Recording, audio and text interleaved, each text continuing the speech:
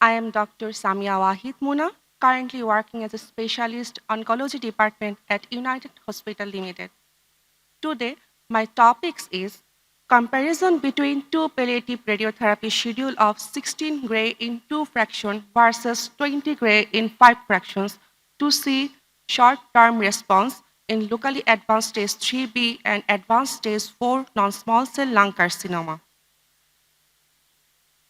We all know that lung carcinoma is the most common cause of cancer death and second most common cancer already. Most of the patient presents with inoperable tumor and majority of the disease-related symptoms related to its local progression. Between these two types of lung carcinoma, non-small cell lung carcinoma comprises the major part. Since the past decade, we have seen revelation of new advances in the management of non-small cell lung carcinoma with remarkable progress in screening, diagnosis, and treatment. Depending on the stage, tumor location, histology, and patient's condition, the treatment approaches of non-small cell lung carcinoma usually include surgery, chemotherapy, radiotherapy, immunotherapy, molecularly targeted therapy either alone or in combination. The treatment options for non-small cell lung carcinoma are based mainly on the stage of the cancer, but other factors like patient's performance status, lung function, as well as logistic supports are also important. According to National Cancer Care Center guideline, shorter course of radiotherapy are preferred for patients with poor performance status and shorter life expectancy because they provide similar pain relief as longer course. Longer course of thoracic radiotherapy is associated with modestly improved survival, particularly in patients with good performance status, but this also requires higher technologies like 3D CRT, IMRT, proton therapy to reduce normal tissue irradiation. In perspective of our country, where majority of the patient presented with advanced disease came from low socioeconomic condition, so longer duration or higher dose of radiotherapy using advanced technologies may cause financial burden to them. So this inspired me to complete the study. This study conducted to compare two modalities of 16 gray in 2 fractions versus 20 gray in 5 fractions with respect to clinical response, symptom control, organ at risk toxicity, radiological response, and find out more convenient modality of treatment in our prospect. So here objectives are three.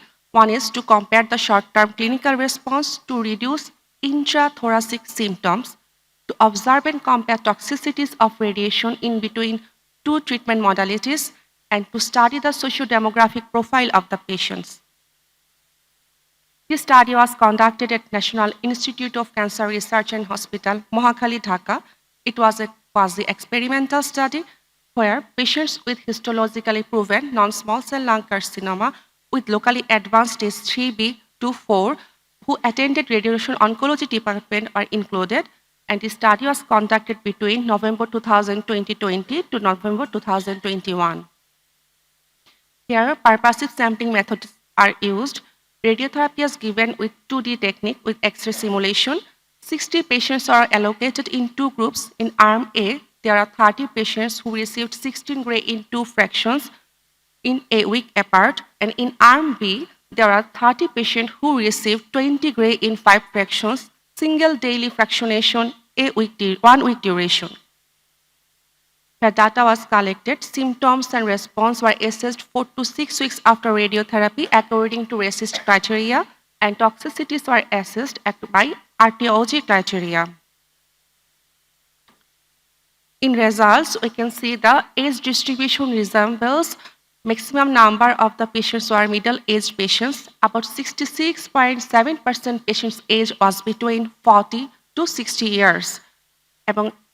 Around the 60% of cases, 78.3% was male and 21.3% were female.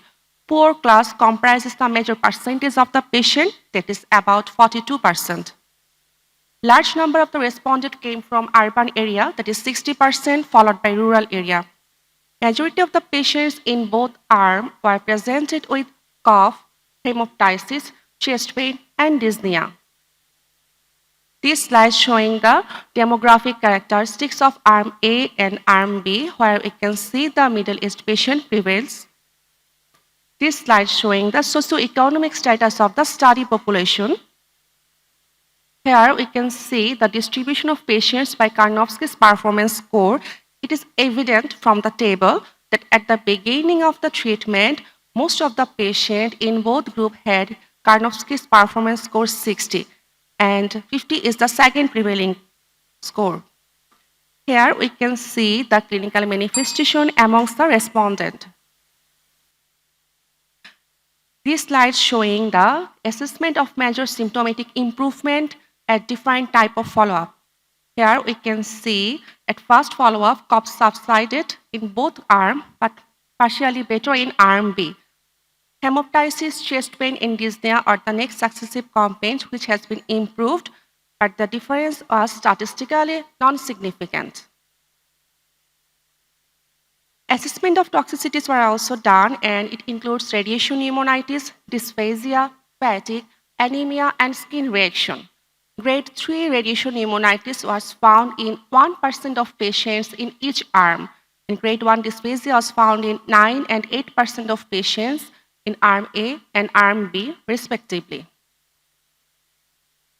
So, however, no statistical difference was observed between the arms in respect to stage, clinical symptoms, and toxicities. Results of this present study demonstrate that major symptoms were reviewed at first follow-up, and then which is for 6 weeks after, and second and third follow-up was the 12 and 18 weeks after, and maximum symptoms were subsided, partially better in group B, but this was statistically non-significant. Similar was for the toxicity. So in conclusion, we can say that palliative radiotherapy schedule of 16 Gray in 2 fractions is equally effective to 20 Gray in 5 fractions, the palliation of locally advanced non-small cell lung carcinoma with locoregional control, symptomatic relief, and laser toxicity. Thank you.